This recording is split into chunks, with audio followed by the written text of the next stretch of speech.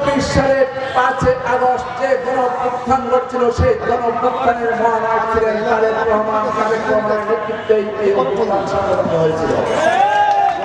আমাদের বাংলাদেশকে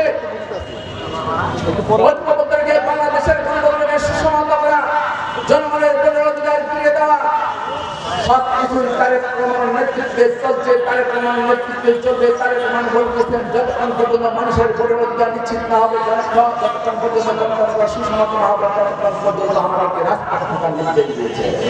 সেই নির্দেশে কর্মসূচি হিসেবে আজকে আপনাদের মাঝে এসেছে। আপনাদেরকে বলতে চাই, আপনারা বিএনপি, যুবদল, ছাত্রদল, স্বেচ্ছাসেবক দল, অপর সংগঠন সবাই ঐক্যবদ্ধ থাকতে হবে, একসাথে থাকতে হবে সকল ষড়যন্ত্রের বিরুদ্ধে। আমাদের সাথে সাথে জনাব কবির ইসলাম রাম কিছুক্ষণ আগে দানের শীষের প্রমাণিত করেছেন।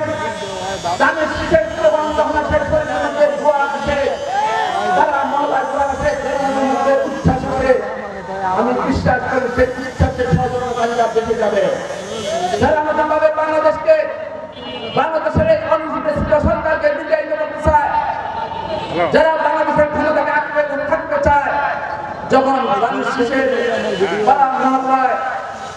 বলতে বলতে দানের শীষের স্লোগান হবে, তারা দেশে যাবে, তাদের কানে স্লোগান যাবে দানের শীষ, দানের শীষ, দানের শীষ, তখন তারা সাহস করবে।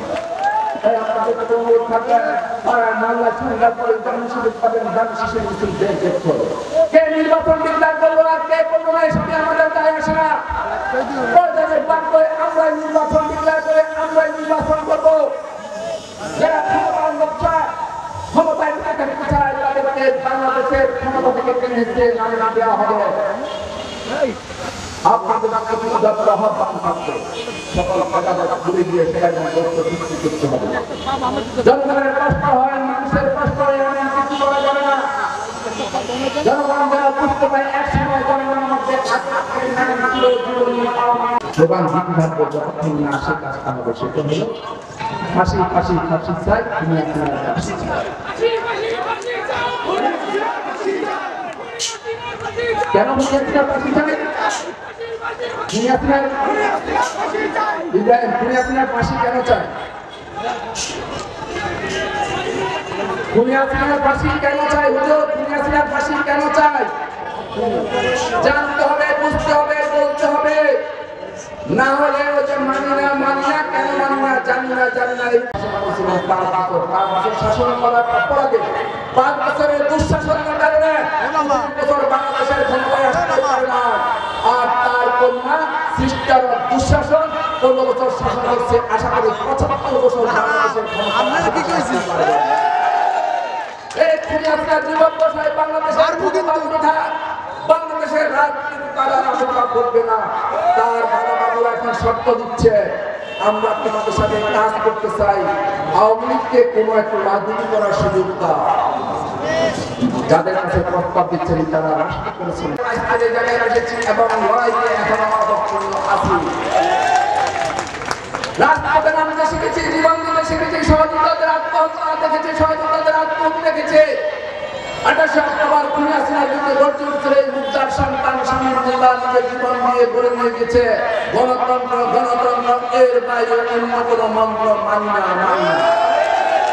শামীমুল্লাহ রক্তের সাথে আমরা বেইমানি করতে পারবো না। প্রিয় সহযোদ্ধা সুযোগকে গুম করেছে, ফরাদকে গুম করেছে, কিন্তু তারা ছাত্রদের সাথে সংগঠন জমিকে 18 লাখ হত্যা করা হয়েছে। জমির স্ত্রীর গর্ভে থাকা সন্তান পিতাকে দেখে নাই, পিতাকে নাম ধরে রাখতে পারে না। এসব প্রশ্ন আমরা ভুলে যাবো না, কখনো না ভুলে যাবো না।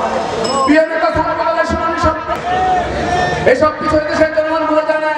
জনগণ ভোট দেওয়ার জন্য উদ্গ্রীব হয়ে বসে আছে, আর সেই ভোট দিবে ধানের শীষ মার্কায় ভোট দেওয়ার জন্য জনগণ উদ্গ্রীব হয়ে বসে আছে।